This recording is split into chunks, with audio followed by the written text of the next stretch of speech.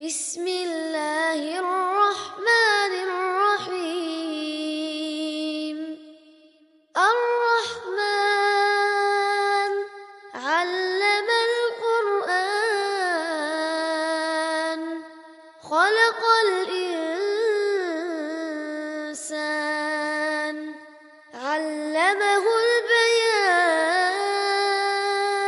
بالله من الشيطان الرجيم بسم الله الرحمن الرحيم الله لطيف بعباده يرزق من يشاء وهو القوي العزيز من كان يريد حرث الآخرة نزد له في حرثه ومن كان يريد حرث الدنيا نؤته منها وما له في الآخرة من نصيب أم لهم شركاء شرعوا لهم من الدين ما لم يأذن به الله ولولا كلمة الفصل لقضي بينهم وإن الظالمين لهم عذاب أليم ترى الظالمين مشفقين مما كسبوا وهو واقع بهم والذين آمنوا وعملوا الصالحات في روضات الجنات لهم ما يشاءون عند ربهم ذلك هو الفضل الكبير صدق الله العظيم الله ஜல்ல என்பவர்கள் சூரா அத்தியாயத்தில் 19 வசனங்கள் வரை வசனங்களுக்கு உண்டான விளக்கங்களை பார்ப்போம்.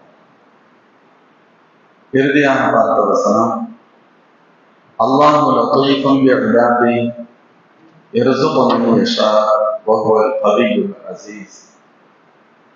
அல்லாஹ் தன் அடியாரின் மீது மிகுந்த அன்பாளர், அவன் நாடியவர்களுக்கு ரிஸ்க் வழங்குகிறான், அவன் ஆற்றல் மிக்கவன், அனைவரையும் மிகைத்தவன் என்ற அல்லாஹ்வின் வசனங்களுக்கான விளக்கங்களை பார்த்தோம்.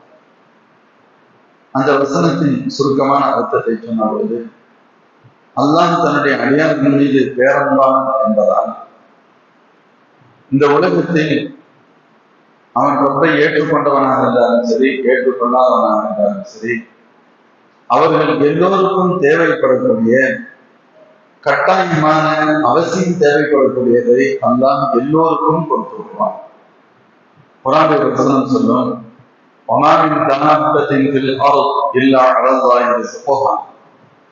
இந்த பூமியில் இருக்கக்கூடிய ஒவ்வொரு பொருளுக்கும் ரிஸ்க் கொடுப்பது தன் மீது கடமை என்று அல்லாஹ் கொடுக்கின்றான். அல்லாஹ் தன்னுடைய படைப்பினங்களுக்கு அதனுடைய வாழ்வாதாரத்திற்கான வழியை காட்டுவது தன் மீது பொறுப்பு, நான் கண்டிப்பாக கொடுப்பேன் என்று அல்லாஹ் குறிப்பிடுகிறான். ஆனால் அதே சமயத்தில் எல்லோருக்கும் ஒரே மாதிரியாக கொடுக்க வேண்டும் என்ற கட்டாயம் இல்லை. அவசியமானவை எல்லோருக்கும் கிடைக்கும். அதை கடந்து அல்லாஹ் ஜல்ல ஷானஹு தான் நாடியவர்களுக்கு கூடுதலாக தருகிறான். தான் நாடிய சிலருக்கு அதிகப்படியாக தருகிறான். இந்த அதிகப்படியாக தருகிறான் என்பதற்கு நாம் அர்த்தம் சொல்கின்ற நேரத்தில் பொதுவாக இது அல்லாஹ் தரக்கூடிய ரிஸ்க், பொருள், உணவு, காசு, பணம் என்று மட்டும் பொருள் கொள்ள முடியாது. மாறாக அல்லாஹ் தரக்கூடிய எல்லா செல்வங்களும் அப்படிப்பட்டதுதான். உதாரணத்திற்கு ஒரு மனிதனுக்கு வழங்கக்கூடிய உடல் பலம் குறைந்தபட்ச மனித வாழ்விற்கு என்ன தேவையோ அது எல்லோருக்கும் இருக்கும். சிலர் மிக ஆற்றல் மிக்கவர்களாக இருப்பார்கள். இது அல்லாஹ்வுடைய அருள் சார்ந்தது. அறிவு ஞானம், குறைந்தபட்ச ஞானம் எல்லோருக்கும் இருக்கும். பசிச்சா சாப்பிடணும், இது எல்லோருக்குமே இருக்கும். குறைந்தபட்ச ஞானம். இது நெருப்புல கை வச்சா சுடும், எல்லாத்துக்கும் தெரியும். மேல இருந்து கீழே விழுந்தா வலிக்கும், கைகால் உடைஞ்சிடும், ஆபத்து ஏற்படும். இவைகள் எல்லோருக்கும் தெரியக்கூடிய ஞானம். இதை கடந்து சிலருக்கு அல்லாஹ் ஜல்ல ஷானஹு வ தஆலா அவர்களுக்கு கூடுதலான ஞானங்களை தருவார். உதாரணத்திற்கு ஒரு பெரிய ஃபேக்டரி கம்பெனி இருக்கு. ஒரு 5000 பேர் வேலை செய்யறாங்க. 5000 பேர் வேலை செய்யறாங்க.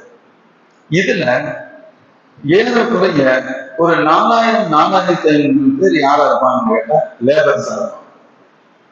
இவங்களுடைய பணி என்ன அப்படின்னு கேட்டா, என்ன சொல்லப்படுகிறதோ அதை செய்வது இவர்களுடைய பணியாகும். இப்ப ஒரு பொருள் தயாராகிறது. அந்த தயாராகிற பொருளை நீங்க அடிக்க வேண்டிய, எடுத்து வைங்க, இப்படி அதை பேக் பண்ணணும், இத்தனை பொருள் வச்சு அதை அடைக்கணும், ஒவ்வொன்றையும் 10 இருக்கும், இது மாதிரி 10 பாக்ஸ் இருக்கும், அது மாதிரி 10 பாக்ஸ் என்பது ஒரு பெரிய பண்டல். உதாரணத்திற்கு சொல்றேன், அதை இந்த இடத்துல இருந்து இந்த இடத்துல கொண்டு ஸ்டோரேஜ் பண்ணணும், விற்கணும், இது இந்த இடத்துல தான் விற்கணும், இது இந்த டைத்துக்குள்ள இவ்வளவு டெலிவரி பண்ணிடணும், இதை இந்த கம்பெனிக்கு இவ்வளவு கொடுக்கணும், விற்கணும், எல்லாமே பின்னாலிருந்து சொல்லப்படும். அதை அவர்கள் மேன்வட்டாக செய்வார்கள். அவ்வளவுதான். அங்கே அவர்களுக்கு சிந்திப்பதற்கு என்று பெரிய அளவுல வேலை இருக்கார். இதற்கு அடுத்து சில பேர் இருப்பாங்க. ஒரு 200-300 பேர் எப்படி இருப்பாங்கன்னு கேட்டா, அந்த முக்கியமான அந்த எக்யூப்மெண்ட்ஸ் மிஷின்களை இயக்குவர்களாக இருப்பாங்க. இந்த லேபர்ஸுக்கும் அதுக்கும் சம்மந்தமே இருக்காது. அவங்க ப்ரொடக்ஷனை இப்படி பண்ணணும், இப்படி பண்ணணும், எடுத்து அங்கே போடுறது, அதை தூக்கி இங்கே போடுறது, இதை இங்க கொண்டு வாங்க, இங்க கொண்டு வாங்க, இந்த பெரிய பெரிய வேலைகள்.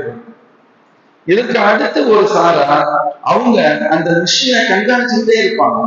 இன்ஜினியர்ஸ், சூப்பர்வைசர்ஸ் சொல்லலாம். இன்ஜினியர்ஸ் அவங்க அந்த மிஷினை கண்காணிச்சுட்டே இருக்கிறாங்க. அவங்களுக்கு சொல்லப்படுது, இதே கண்டிஷன்ல இந்த டெம்பரேச்சர்ல தான் போகணும், இந்த அளவுல தான் இது போய்கிட்டே இருக்கணும், இதுல ஏதாவது மாற்றம் அதை நீங்க கரெக்ட் பண்ணணும், கூடுதல் சொன்னா நீங்க குறைக்கணும் அல்லது கூட்டணும். இது இவங்க வாட்ச் பண்ணிக்கிட்டே இருப்பாங்க. இது அதாவது ஒரு சாரா கீழ்நிலையில் இருக்கக்கூடிய லேபர்கள். இவங்க இதுக்கு அடுத்த கட்டத்தில் உள்ளவங்க. இவங்களுக்கு ஓரளவு அறிவு கூறுகளை விட கூடுதலான ஞானம் அவர்களுக்கு உண்டு. அவங்களுக்கு என்ன பண்ணி கொடுக்கப்பட்டிருக்குன்னு கேட்டா, அதை இயக்க பண்ணி இயக்கணும். ஆஃப் பண்ணணும்னு சொன்னா இதை ஆஃப் பண்ணணும். கீழே இருக்க லேபர் போய் அதை ஆஃப் பண்ணணும்னா என்னமால பண்ணிடணும். இவங்களுக்கு தான் தெரியும் அதை எப்படி ஷட் டவுன் பண்ணணும், அதை எப்படி ஆஃப் பண்ணணும், ஆன் பண்ணணும், எல்லாம் அவங்களுக்கு தெரியும். ஏதாவது பிரச்சனை வந்தா என்ன செய்யறது, ஏதாவது வந்துருது அப்படின்னு சொன்னா அதை எப்படி மேனேஜ் பண்றது, இந்த யூனிட்டை நீ பார்க்கணும், நீ பார்க்கக்கூடிய இந்த யூனிட்டை நீ எவ்வளவு கவனமா பார்த்துக்கணும். இது இவங்களுக்கான பொறுப்பு. இந்த ஆர்டினரி லேபருடைய அறிவு ஞானம் வேறு, இந்த இன்ஜினியர்ஸுடைய அறிவு ஞானம் வேறு. ஆனா அதே சமயத்துல இவங்களையும் தாண்டி மேல இன்னொரு சாரா கல்வி ஞானம் பெற்றோர் இருப்பாங்க. அவங்க யாருன்னு சொன்னா அந்த மிஷின்களையே வடிவமைக்கக்கூடிய ஆராய்ச்சியாளர்கள், ஆர்டின்னு சொல்லலாம், ரிசர்ச் அண்ட் டெவலப்மெண்ட், எல்லாத்துலயுமே இருப்பாங்க. எல்லாத்துலயும் இவங்க அந்த மிஷினை அதை உருவாக்குறவங்க தான் இருப்பாங்க. அவங்க அதை என்ன இது பண்ணா என்ன ஆகும், எந்த அளவுல நம்ம இது பண்ணணும், இந்த குவாலிட்டியை கொடுக்கறதுக்கு இந்த மிஷின்ல என்னென்ன மாற்றங்களை செய்யணும், இதை ஷார்ப் பண்றதுக்கு என்ன பண்ணணும், அல்லது இதை மைனூட்டா நம்ம வடிவமைக்கிறதுக்கு என்னென்ன செய்ய முடியும்.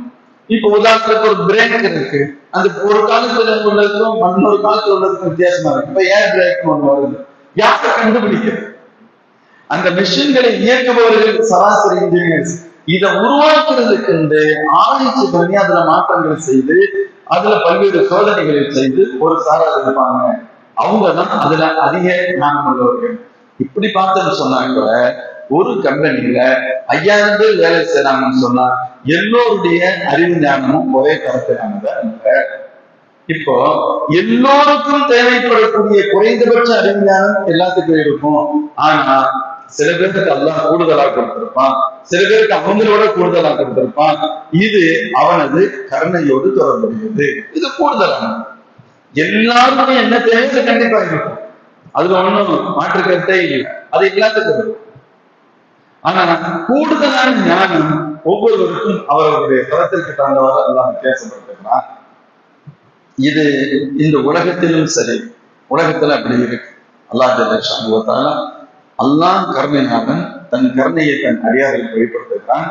இப்போ ரிசுக்கு அப்படின்னு வரும்பொழுது, ரிசுக்கு காசு பணம்னு சொன்னா உலகத்தை பொறுத்தளவுல எல்லாத்துக்குமே தேவை இருக்கு. அவனுடைய தேவைக்கு தகுந்தவாறு அது கண்டிப்பா கிடைச்சு, தேவைக்கு தகுந்தவாறு கண்டிப்பா கிடைச்சு. எனக்கு ஒரு நாளைக்கு 500 ரூபாய் தேவை அப்படின்னு சொன்னா ஏதேனும் ஒரு வகையில் 500 ரூபாயை ரொம்ப கொடுத்துடலாம். அல்லது எனக்கு என்ன உணவுப் பொருட்கள் வேண்டுமோ அந்த பொருள் எனக்கு கிடைச்சிடும். யாருமே உணவுப் பொருள் கிடைக்காம மௌத்தாயிட்டுன்னா சொல்ல மாட்டாங்க. குறைந்தபட்சம் யாரிடமாவது உதவி கேட்டு பெற்று சாப்பிட்டு வாழ்ந்துகிட்டு தான் இருப்பாங்க. யாரும் வாழாம இருக்காங்க, எல்லாம் அல்லாஹ் கொடுத்துருவோம். ஆனா தேவையை விட கூடுதல். எனக்கு 500 ரூபாய் போதும்னு சொன்னா 500 ரூபாய் கிடைக்கும், எனக்கு 500 ரூபாய் போதும்னு சொன்னா 50,000 கிடைக்கும், எனக்கு 500 ரூபாய் போதும்னு சொன்னா ஒரு நாளைக்கு 5 லட்சம் ரூபாய் கிடைக்கும். இது அல்லாஹ் தன் நாடிய சிலருக்கு அல்லாஹ் தருகிறான். எப்படி இந்த காசு பணம் உணவுப் பொருள்ல வித்தியாசம் இருக்கோ, இதை போன்று கல்வி ஞானத்திலும் வித்தியாசம் உண்டு, அமலிலும் வித்தியாசம் உண்டு, இறையச்சத்திலும் வித்தியாசம் உண்டு. எல்லாருடைய தரமும் ஒரே மாதிரியாக இருக்கிறது இல்லை. அதான் அல்லாஹ் தான் நாடியவர்களுக்கு அல்லாஹ் அதிகத்தை தருகிறான். தான் நாடியவர்களுக்கு அல்லாஹ் அவர்கள் விரும்புகின்ற பிரகாரம் கூடுதலாக குறைவாக தருகிறான். இது அவனுடைய கருணை சம்பந்தப்பட்டது. அசீஸ், அப்படி அவன் கொடுப்பதற்கும் பேராற்றல் மிக்கவன். ஏன் கொடுக்கிறான் என்றோ அவன் கொடுப்பதை தடுப்பதற்கோ இந்த உலகத்தில் எவருக்கும் எந்த ஆற்றலும் இல்லை. அவன் செயலிழக்க வைக்கக்கூடியவர்கள் எவரும் இல்லை என்பது இந்த வசனத்தின் கருத்து. இதுல இன்னும் நிறைய விஷயங்கள் விளக்கங்கள் மக்கள் இந்த வாரம் பார்க்கிறோம். இதுல இறுதியாக ஒரே ஒருத்தவர் அல்லாமா ஹாஜி இம்தாதுல்லா முஹாஜிர் மிக்கி ரஹ்மத்துல்லாஹ் ஒரு தகவல் சொல்றாங்க. இந்த வசனத்தை அல்லாஹ் ஒரு சின்ன வசனம், இத சுபுவுக்கு பின்னால 70 தடவை தொடர்ந்து ஓதி வருவோமே ஆனால் அவருடைய ரிசுக்கில் அல்லாஹ் மறக்க செய்கிறான். அதுல எந்த விதமான குறைவு ஏற்படாதுன்னு சொல்றான். எந்த வசனம்? அல்லாஹ் எத்தனை தடவை? 70 டைம்ஸ் ஆஃப்டர் சொல்லுவோம். சுபுஹ் தொலைக்கு பின்பு 70 தடவை தொடர்ந்து ஓதி வருகின்ற போது அல்லாஹ் ரிசுக்கில் பறக்க செய்கிறான். அப்படி சொல்லிட்டு அவங்க எழுதுறாங்க, இது இது எண்ணற்ற வழிமார்களுடைய அனுபவத்தில் பார்க்கப்பட்ட விஷயம் அப்படிங்கிறது சேர்த்து குறிப்பிடலாம்.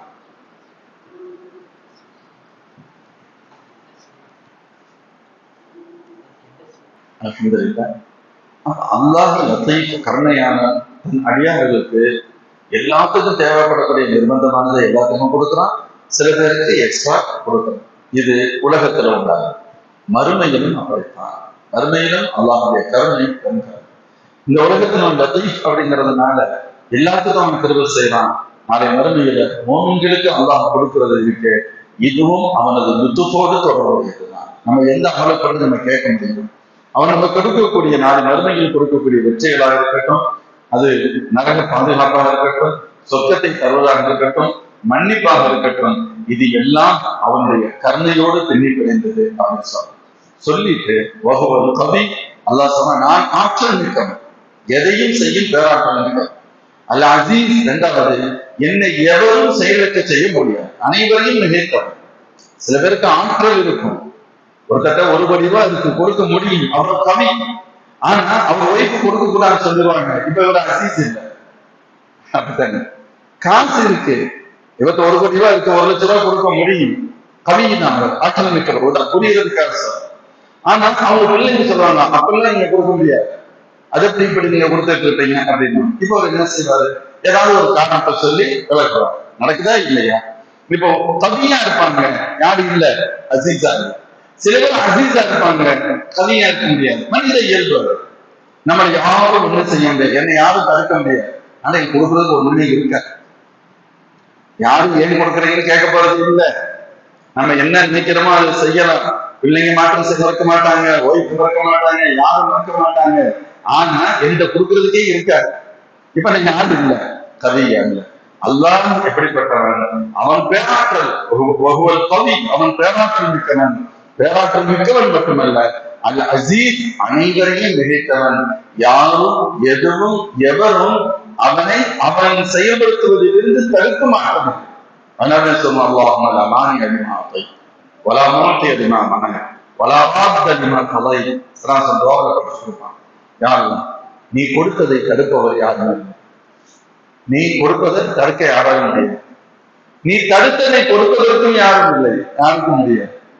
வலாபாத்தலிமா கலை நீ முடிவு செய்ததை தடுக்கும் ஆற்றலும் எதற்கும் இல்லை. அல்லாஹ் பேராற்றல் மிக்கவன். அப்படி சொல்லிட்டு அவன் அல்லாஹ் ஆற்றல் மிக்கவன். அல்லாஹ் தன் கருணையை தன் அடியார்களுக்கு பொழிகிறான்.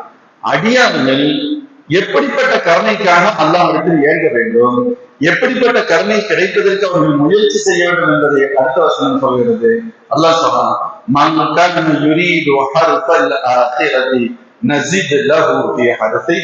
யார் மறுமையின் வேளாண்மையை நாடுகிறாரோ அவருடைய வேளாண்மையை நாம் அதிகப்படுத்துவோம். யார் உலகத்தின் வேளாண்மையை நாடுகிறாரோ அவருக்கு அதிலிருந்து கொஞ்சத்தை கொடுப்போம். ஆனால் அவருக்கு நாளை மறுமையில் எதுவுமே கிடைக்காது, எத்தகைய வாய்ப்பும் இல்லை என்று அல்லாஹ் கூறுகிறார். இந்த வசனம் சொல்ல வருகின்ற தகவல் என்ன அப்படின்னு சொன்னா, அல்லாஹ் அருளாளன், அல்லாஹ் அருளான். அல்லாஹ்விடத்தில் எதை எதிர்பார்க்கணும், எதை ஆசைப்படணும், எதற்காக அடியார்கள் முயற்சி செய்யணும் அப்படிங்கிறத அல்லாஹ் அந்த வசனத்துல சொல்லி, உங்களுடைய சிந்தனைகள் ஆகிரத்தில் வெற்றியாக இருக்கட்டும்.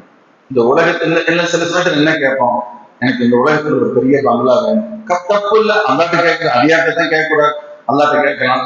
நான் ஒரு பென்ஸ் கார்ல தான் பயணம் செய்யணும், ஓகே கேளுங்க. நான் இந்த நாட்டுடைய ஜனாதிபதி ஆகணும், பிரதமர் ஆகணும் கேட்கிறாரு ஒருத்தர், தப்பா கேட்க தப்பு இல்லை, அது அவருக்கு இந்த உரிமை இருக்கிறது. ரப்பிடத்துல ஹராமதான் கேட்கக்கூடாது. நான் இவனை கொலை பண்ண, ஏழு கையால கொலை பண்ண கேட்கலாமா கேட்கக்கூடாது. நான் இங்க போய் கொள்ளை அடிக்கணும், எனக்கு நீ உதவி செய்ய கேட்கலாமா கேட்கக்கூடாது.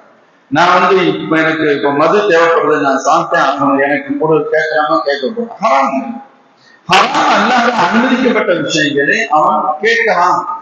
ஆனால் அதிலும் கூட அந்த அனுமதிக்கப்பட்டதுல பொருளாதாரத்துக்கு எனக்கு வீடு வாசல் கூட, பங்களா கூட, சொத்து கூட, காடு கூட, இப்படி சில பேர் கேட்கணும், எனக்கு பதவியில் கூட கேட்கணும். ஒருத்தர் இருக்கிறாரு, அவரு அதெல்லாம் கேட்க மாட்டார். மரம் என்னதான் கேட்பாங்க, யாருதான் உனக்கு பிரியமான அடியான ஆச்சு, உன்னுடைய மகதத்தை எனக்கு ஒரு சாயமான அமல்ச்சதை பேசு. இன்னைக்கு ஜும்மாவோட கூட ஒரு தகவல், ஒரு வரலாறு வேறொரு கோணத்தில் நான் சொன்னேன். இப்ப உதாரணத்துக்கு நான் புரிவதற்காக சொன்னேன். அதற்கு அப்துல்லா இப்னு உமர் ரலியல்லாஹு அன்ஹு, அப்துல்லா இப்னு ஜுபைர் ரலியல்லாஹு அன்ஹு, முஸாப் இப்னு ஜுபைர் ரலியல்லாஹு அன்ஹு, அப்துல் மலிக் இப்னு மர்வான், இந்த முக்கியமான 4 பேர் காபாவுடைய மக்காம் தவாஃப் இடத்துல நிக்கிறாங்க. ருக்குனுல் யமானி ஹஜ்ர் அஸ்வதுக்கு பின்னால் இருக்கக்கூடிய அந்த மூலையில இருக்காங்க. அது துவா ஒப்புக்கொள்ளப்படுகின்ற இடம். அவங்களுக்கு ஒரு இது வந்துச்சு, சமனா சொல்லியிருக்காங்க, இந்த துவாத்துல துவா ஒப்புக்கொள்ளப்படுற இடம் வந்து நம்ம துவா செய்யணுமே அப்படின்னு பேசிக்கிட்டாங்க. சரி, பேசிட்டு ஒவ்வொருத்தரும் துவா செய்ய தனித்தனியா யாரு ஃபர்ஸ்ட் செய்யறது, அவங்க எல்லாரும் சேர்ந்து அப்துல்லா இப்னு ஜுபைர் சொன்னாங்க, நீங்க ரொம்ப சிறந்தவங்க, மதீனா ஷரீஃப்ல ஹிஜ்ரத் செஞ்சு வந்ததுக்கு பின்னாடி முதல்ல பிறந்த குழந்தை நீங்க தான். இஸ்லாத்தில் மதீனாவுடைய வரலாற்றில் இஸ்லாமிய குழந்தை, இஸ்லாமிய பெற்றோர்களுக்கு பிறந்த முதல் குழந்தை யாரு, அப்துல்லா இப்னு ஜுபைருடைய மகன், அஸ்மா ரலியல்லாஹு மகன். இப்பெல்லாம் சொல்லி நீங்க துவா செய்யுங்க. அவங்க துவா செஞ்சாங்க. அவங்களுக்கு அந்த நேரத்துல மனசுல தோணுச்சு, யாரும் அந்த மக்கா மதீனாவுடைய பகுதி, ஹிஜாஸுடைய பகுதியுடைய அதிகாரம் எனக்கு வேணும்னு கேட்டாங்க, கூடுன்னு கேட்டாங்க. அதற்கடுத்து அவங்களுடைய சகோதரர் முஸாப் இப்னு உமைர், அவங்க முஸாப் இப்னு ஜுபைர், அவங்க துவா செய்யாங்க. அவங்க என்ன துவா செஞ்சாங்க அப்படின்னு கேட்டா, யாரும் எனக்கு ஈராக்குடைய அதிகாரம் எனக்கு வரணும், ஈராக்குடைய பகுதி என் ஆட்சியில இருக்கணும், ஈராக்குக்கு நான் தலைவராக இருக்கணும் சொல்லிட்டு இன்னொன்னு ஒரு பெண்ணை அவங்க மனசுல வச்சிருந்தாங்க. இந்த பெண்ணை எனக்கு நிக்கா முடிக்கிறதுக்கு வாய்ப்பு கிடைக்கும். அதான் நிக்கா முடிக்கிறது ஒரு பெண்ணு மனசுல இருக்கு. நம்ம ஒருத்தர் துவா கேட்க, எனக்கு மாமி மகன் இருக்கு, என்னுடைய மாமா மகன் இருக்காங்க, உறவு இருக்காங்க, நான் நிக்கா முடிக்க நினைக்கிறேன், அல்லாட்ட கேட்போமா இல்லையா? அதுல ஒண்ணு தப்பு. ஏதாவது சில பேருக்கு இது தப்பா புரிஞ்சுக்கிறப்ப அவர்கள் ஒரு பெண்ணை, இந்த பெண்ணை நான் திருமணம் பண்ணிக்கணும், எனக்கு வாய்ப்பு கேட்டாங்க. யாரு ஃபர்ஸ்ட்? அப்துல்லா இப்னு ஜுபைர். ரெண்டாவது அவங்களுடைய சகோதரர் முஸாப் இப்னு ஜுபைர் கேட்டாங்க. மூணாவது அப்துல் மலிக் இப்னு மர்வான் கேட்டாங்க. அப்துல் மலிக் மர்வான் அவங்க என்ன கேட்கிறாங்க, ஒட்டுமொத்த இஸ்லாமிய ஆட்சியின் தலைவராக கேட்டாங்க. அவங்க ஹிஜாஸ், ஈராக், ஈரான் அப்பெல்லாம் மொத்தத்துக்கு நான் வந்து யாரா இருக்கணும், எனக்கு தலைமை பொறுப்பு கொடுன்னு கேட்டாங்க. அல்லாஹ் என்ன அவங்க கல்வில போட்டாங்க கேட்டாங்க. 3 வீடு துவா இருந்துச்சு. 4வது பாக்கி யாரு? அப்துல்லா இப்னு உமர் ரலியல்லாஹு. அதற்கு அப்துல்லா இப்னு உமர் ரலியல்லாஹு கேட்கிறாங்க, யா அல்லாஹ் என்னைய மன்னிக்காம மௌத்தாக்கிறாதேன்னு கேட்டாங்க. என்னை மன்னிக்காம மௌத்தாக்கிறாதன்னு கேட்கிறாங்க. என்ன மாதிரி வாங்க அப்படின்னா என்ன இருக்கணும், என் மௌத்துக்கு முன்னாடி பாவங்கள் மன்னிக்கப்படும். ஆனா வரலாற்று ஆசிரியர் எழுதுறாங்க, உண்மையிலேயே பதவியை கேட்கணும்னு சொன்னா அதான் ரொம்ப கேட்டிருக்கிறேன். பாப்பா ஜனாதிபதியா இருந்தவங்க, அத்தான் ஜனாதிபதியா இருந்தவங்க, அமீர்மோகனா இருந்தவங்க, அவங்களுக்கு தான் அந்த ரத்தத்தோடு தொடர்பு இருக்கும். ஆட்சி அதிகாரத்தை பார்த்தவங்க இயல்பா இல்லையா? அவங்க கேட்கலாம், எனக்கு வந்து இதுக்கு இப்படி அதிகாரத்தை கொண்டு வந்து. ஆனா மேல 3 பேரும் கேட்டாங்க, ஆட்சி அதிகாரத்தோட உங்களுக்கு தொடர்பு இல்லை, ஏதோ ஒரு காரணத்துல எல்லாம் அவங்களை கேட்க வச்சா கேட்டாங்க. அதுல ஆன்மீகமா தான் பெரிய கைது இருக்கும். அல்ல ஏன் அவங்களை கொண்டு வந்தாங்க. அந்த வரலாறு கொஞ்சம் வித்தியாசமான வரலாறு. அதுல இந்த நிகழ்வை பார்த்து கொண்டு சொல்லி அவங்க வரதையும் சொல்லுவாங்க, இவர்கள் துவா செஞ்சாங்களா, யார் யார் என்ன கேட்டார்களோ அவர்களுக்கு அது கிடைத்ததை நான் பார்த்தேன் அப்படின்னா அதான் முக்கியம். அவங்க ஹிஜாஸின் பொறுப்பாளராக இருந்தாங்க, இன்னொருத்த ஈராக்குடைய பொறுப்பு கொடுக்கப்பட்டுச்சு. அப்துல் மலிக் மர்வான் ஒட்டுமொத்த உமையாத்துடைய ஆட்சியில் முழு இஸ்லாமிய ஆட்சியின் தலைவராக அவங்க இருந்தாங்க. ஆனா ஆக்சுவலி அவங்க வர்றதுக்கு வாய்ப்பே கிடையாது. உமையாத்துடைய ஆட்சி என்பது மாவியாவுடைய கொண்டு தொடங்குகிறது. மாவியாவுடைய யசீத் ஆட்சிக்கு வந்தாங்க. அவங்களுடைய குடும்பத்துல யசீத் அவர்களுக்கு பின்பு யசீத் அவர்களுடைய மகனார் முஆவியா, சின்ன முஆவியான்னு சொல்லுவாங்க. பாட்டனாருடைய பேரை பிள்ளைக்கு வச்சாங்க, சின்ன முஆவியான்னு சொல்லுவாங்க. அவங்க ரொம்ப ஒரு மாதிரியான சூஃபி. அவங்களுக்கு அவங்கதான் ஆட்சிக்கு வந்து இது பண்ணணும். அவங்களுக்கு அதுல இன்ட்ரெஸ்டே இல்லை. அவங்க அம்மாவெல்லாம் ரொம்ப திட்டினாங்க, என்னடா அப்படி இருக்கா அப்படின்னு சொன்ன. இல்ல எனக்கு அதுல விருப்பமே இல்லை, முடியவே முடியாது, கடைசிக்கு முடியாதுன்னு தான். முடியாதுன்னு சொன்னது மட்டுமல்ல, குறுகிய காலத்துல மௌத்தம் ஆயிட்டாங்க. இப்போ அந்த குடும்பத்தோடு வாரிசு தொடர்பே இல்லாத மர்வான ஆட்சிக்கு வர்றாரு. யார் வர்றா? மர்வான ஆட்சிக்கு வர்றாரு. மர்வானுடைய காலத்திற்கு பின்பு அவருடைய மகன் அப்துல் மலிக், அவங்களே கொஞ்சம் வாசிச்சவங்க, இவங்க ஆட்சிக்கு வர்றாங்க. இவங்களுக்கு எந்த சோர்ஸும் பெருசா இல்லை. ஆனா அல்லாஹ் எப்படி எல்லாம் அமைச்சு கொடுக்குறான். சரி, இப்போ 3 பேரு வெவ்வேறு விஷயத்தை கேட்கிறாங்க. வெளிப்படையா பார்த்தா உலகத்தோடு தொடர்புடைய விஷயத்தை கேட்கிறாங்க. ஆனா அது அப்துல்லா இப்னு உமர் ரலியல்லாஹு என்ன கேட்கிறாங்க, என்னைய மன்னிக்காம யாரெல்லாம் நீ மௌத்தாக்கிறாங்கன்னு கேட்கிறாங்க. அப்போ இந்த உலகத்துல வாழக்கூடிய மக்கள் நம்ம தயவு செய்து இவங்களை யாரும் சஹாபாக்கள் மிக மேன்மக்கள், அவங்க கேட்கிறாங்கன்னா அல்லாஹ் அவங்க கல்வில போட்டிருக்கான், அவர்களை கொண்டு ஆட்சி அதிகாரத்தில் ஏதோ நடக்க வேண்டியது இருக்கிறது, அதனால அல்லாஹ் அவங்களை கேட்க வச்சிருக்கான்னு விளங்கணும். அப்படிதான் தெரியணும். நம்மை கொண்டு சாதாரணமான மக்களாக இருந்தால் நாம் சில சமயங்களில் ஆட்சி அதிகாரத்தை கேட்கலாம், சில சமயங்களில் உயர்ந்த வீடு வாசல்களை கேட்கலாம், உயர்ந்த வாகனங்களை கேட்கலாம். இப்படியும் ஒரு சாரார் உண்டு. இன்னும் ஒரு சில பேர் இருப்பாங்க, அவங்களுக்கு இதுல எதுலையுமே சாய்ச்சி இருக்காது. யாரெல்லாம் ஜமாத்தோட தக்பீர் தஹ்ரீமோடு தொழுவதற்கு செய்வது, இப்படி ஒரு கூட்டம் கேட்டுக்கிட்டு இருக்கும். இன்னொருத்தர் சொல்லுவாங்க, யாரெல்லாம் எங்க ஜகாத்தை கரெக்டா கொடுக்கணும், என் நோன்பை நான் கரெக்டா வச்சிடணும், என்னுடைய பார்வைகள் எங்களுடைய வெளியில போனா எங்களுடைய கட்டுப்பாட்டை எங்களுடைய பார்வை இல்லை, எங்களுடைய செடிகள் இல்லை, தவறுகள் நடக்குது, 4 நாள் நிறைய தவறுகள் நடக்குது, இதை பார்த்தாக்க என்னமோ அவங்க தப்பு பண்றது மாதிரி நம்ம எல்லாம் உத்தமர்கள். நம்ம கேட்கவே இல்லை, நம்ம உத்தமர்களா இல்ல, நம்ம தப்பு பண்ணிக்கிட்டே இருக்கிறோம், அவராங்க பேசுறோம், கேட்கிறோம், எல்லாம் நடக்குது. ஆனா பெருசா கேட்கல. ஏன்? அதை பற்றி பெரிய கவலை இல்லை. நம்ம ஒரு இடத்துல இருக்கிறோம், ஒரு அந்தஸ்து, ஒரு தர்ஜால, அவ்வளவுதான். ஆனா அவங்களோ அது ஒரு உண்மையான நிலை. இப்படி அவங்க கேட்கிறாங்கன்னு சொன்னா இந்த இருவரும் ஒன்றாக முடியுமா? ஒன்றாக முடியாது. நாம் வாழும் காலமாக இருந்தாலும் நமக்கு மத்தியில இப்படி 2 பிரிவு 3 பிரிவு பல்வேறு படித்தரங்கள் இருக்கும். இவர்கள் எல்லோரும் கண்டிப்பாக ஒன்றாக மாட்டார். இதனுடைய விரிவுரையில சொல்லுவாங்க, நான் அதை முதல் தடவையாக பார்த்தபோது அதிசயப்பட்டேன். பெரும்பாலும் நம்ம சொல்லக்கூடிய அதற்கு வெளிப்படையான அர்த்தம் அதுதான். அல்ஹாக்கும் அத்தகாசுர், உங்கள் அதிகம் வேண்டும் வேண்டும் என்ற சின்னம் உங்களை பாராட்டி விட்டார். அதே சிந்தனையில் இருக்கிறீங்க. எது வரைக்கும் இது போகும்? அத்தான் சுருத்துமல் மகாது, கபருக்கு போறது வரைக்கும் இப்படிதான் இருப்பீங்க சொல்லிட்டு சொல்றாங்க. உலகத்தை தேடுபவர்களாக இருந்தால் அங்கே தகாசு என்பதற்கு அர்த்தம் காசு காசு பணம் பணம் பொருள் கட்டம் இதே பைத்தியமா இறுதி மோட்டுக்கு போறது வரைக்கும் அப்படின்னு அர்த்தம். சில சூஃபியாக்கள் இருக்காங்க, அவங்க கபருக்கு போறது வரைக்கும் அல்லாஹ் அல்லாஹ் அல்லாஹ் அல்லாஹ் இருப்பாங்க. அவர்களை பொறுத்தவரை தவறு செல்கின்றவரை அவர்களுடைய தகாசு அதிகம் என்பது அல்லாஹ் அல்லாஹ் அல்லாஹ் என்பதாக இருக்கும். புரியுதா? சில விஷயங்கள் விளங்குறவங்க கூட கஷ்டம் இருக்கு. ஆனாலும் பற்றி மாறுபடுகிறது. அல்லாஹ் என்ன சொன்னா, மன்கான யுரீதும் ஹரிசல் ஆசிரத்தை நசீர்லகுமே ஹரிசி, யார் மறுமையின் வேளாண்மையை நாடுகிறாரோ அவருக்கு அதை நாம் அறியப்படுத்துவோம்.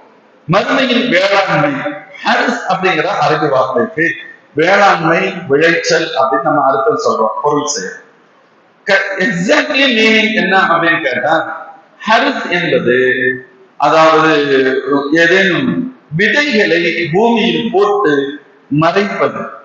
ஒரு விதையை பூமியில போட்டு மறைக்கணும், அப்பதான் அது பின்னால வளர்ந்து வரும். இந்த விதையை பூமிக்கடியில் போட்டு மூடுதல் இருக்கிறது. அதாவது அந்த விவசாயத்திற்கான ஃபர்ஸ்ட் ஒர்க்கு உழுது விழுது எல்லாம் பாதிட்டதுக்கு பின்னால அதற்கு அடுத்து செய்யற வேலை விதையை உள்ள போடணும். இப்போ பூமியை ஃபர்ஸ்ட் கரெக்ட் பண்ணுவாங்க. பூமியை கரெக்ட் பண்றதுங்கிறது என்ன? உழுகணும். உழுது அந்த மண்ணை திக்கா இருக்கிற மண்ணை சாஃப்ட் ஆக்கி அது ஃப்ரீயா அதாவது அட்ஜஸ்டபிள் ஆகிற மாதிரி அதை மாத்திடணும். இதை மாத்தினதுக்கு பின்னாடி அதுக்கடுத்து செய்யற வேலை அதுல விதையை போட்டு மூடணும். அதுக்கடுத்து அதுக்கு தண்ணீர் காய்ச்சணும்னு அந்த விதை மேலே எழுந்து கொஞ்சமா முளை விட்டு கிளை விட்டு மேலே வரும். இந்த விதையை போட்டு போடக்கூடிய இந்த முதல் பணி இருக்குது இல்ல, இதுதான் ஆக்சுவலி ஹரிஸ் என்பதற்கான அர்த்தம். ஆனால் அதற்கு அடுத்து ஹரிஸ் என்ற வார்த்தை அந்த விதையை போட்டு மூடுதல் என்பதை தாண்டி மொத்த அதனால் கிடைக்கக்கூடிய பலனுக்கும் சேர்த்து பேராக வந்தது. பலன் என்ன? விதையை போடுறதுக்கு பேர் ஹரிசு, அது மரமாகி பழங்களை நம்ம எடுக்கிறோம் இல்ல, அதுவும் ஹரிசு தான். நெல் விளைச்சல் கோதுமைகள் வெளியே வந்து அதை அடுத்த நம்ம அறுவடை செய்யணும் இல்ல, அதுவும் ஹரிசு தான் அப்படின்னு சொல்றோம். ஆனா இப்போ இது உலகத்துல சில பொருட்களை தாவர வர்க்கங்களையோ தானியங்களையோ போட்டு விவசாயம் செய்து சாப்பிடுகின்ற ஒரு பொருள் ஹரிஸ் என்பது. இங்க மறுமையின் வேளாண்மைன்னு அல்லாஹ் சொல்றானே என்ன? மறுமையின் வேளாண்மை. இங்க மறுமையின் வேளாண்மை என்று சொல்றதுக்கு காரணம், மறுமையில் கிடைக்கக்கூடிய பலன்களை ஒருவர் கவனத்தில் கொண்டார். ஹரிஸ் என்பது வேளாண்மை விளைச்சல் செய்வது. அப்ப வேளாண்மை விளைச்சல்ல என்ன கிடைக்கும்? அதுல இறுதி ரிசல்ட் நெத்திஜா என்ன? மகசூல் கிடைக்கும். இப்ப நான் எதுக்கு இப்போ தென்னந்தோப்புகள் வச்சிருக்கேன், கோகனட் ட்ரீஸ் ஒரு பெரிய கார்டன் இருக்கு. அதை நான் வச்சிருக்கக்கூடிய நோக்கம் என்ன? ஒரு குறிப்பிட்ட காலத்திற்கு பின்பு எனக்கு அதுல இருந்து என்ன கிடைக்கும்? இங்க பாருங்க, குறிப்பிட்ட காலத்திற்கு பின்பு அங்கிருந்து என்ன கிடைக்கும்? கோகனட் ட்ரீஸ் அதான் சிந்தனைகள். இது மாதிரி யாருக்காவது சொன்னா வெளியே போயிட்டு வந்தா ஈஸியா சொல்லுங்க. இப்போ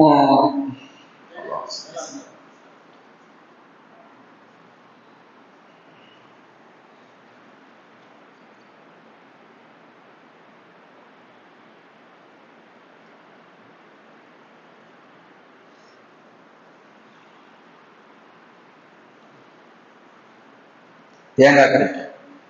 தேங்காய் நோக்கம். அந்த மரத்தை வளர்க்கறதுக்கான காரணம் என்ன? தேங்காய் தானே நோக்கம். தேங்காய் வரணும். வாழை மரம் வைக்கிறோம், எனக்கு வாழைப்பழம் வேணும் அல்லது இலைகள் வேண்டும். யார் எந்த நோக்கத்தில் வைக்கிறோமோ அது. மாங்காய் மேங்கோ ட்ரீஸ் வைக்கிறோம், மேங்கோ வரணும், அது வரைக்கும் நான் வேலை பார்த்துட்டே இருக்கேன். 5 வருஷத்துக்கு ஒண்ணுமே இருக்காது. 5 வருஷத்துக்கு ஒரு தண்ணி ஊற்றி வளர்த்துக்கிட்டே இருக்கணும். 5 வருடத்தினுடைய முடிவுல என்ன கிடைக்கும்? மேங்கோ கிடைக்கும். அதுதான் நோக்கம். அதான் நோக்கம். நெல் விவசாயம் பண்றோம், 3 மாசம் கழிச்சு 60 செய்வோம், அல்லது 4 months அறுவடை பண்ணுவோம். அந்த அறுவடை பண்ணுகின்ற போது நமக்கு கிடைக்கக்கூடிய தானியங்கள், அதுதான் நம்முடைய நோக்கம். அப்போ விவசாயத்தின் நோக்கம் என்பது அதனால் கிடைக்கக்கூடிய இறுதி பலனான மகசூல், அதான் நோக்கம். அப்ப என்ன அர்த்தம் சொல்றாங்க? ஒவ்வொன்றுக்கும் ஒரு பலன் உண்டு. இப்ப மனிதனுக்கு விவசாயங்கிறதுக்கு கருத்து பலன் என்ற பொருள் கொடுக்கப்பட்டு மறுமையின் பலனை ஒருவர் நாடினார். மறுமையில வெற்றி அடையணும், மறுமையில மேல வரணும், மறுமையில முன்னேற்றம் அடையணும், மறுமையில நான் பாதுகாப்பு பெறணும். இப்படி மறுமையின் பலனை, மறுமையின் நன்மையை மட்டுமே ஒருவர் நோக்கமாக கொண்டார். மன்கான யுரீதும் அரசலாகிறார், மறுமையின் விவசாயத்தை ஒருவர் நாடினார். அப்ப மறுமையின் விவசாயம் என்ன? மறுமைக்கான அமல் செய்வதில் ஒருவர் ஆர்வம் காட்டினார், மறுமைக்கான வேலைகள் செய்வதில் ஆர்வம் காட்டினார். இந்த உலகத்துல எப்படி வேலை செய்வோம்? ரெண்டு தான். ஒண்ணு துனியாவுக்கான வேலையா இருக்கும், அல்லது ஆக்கிறதுக்கான வேலையா.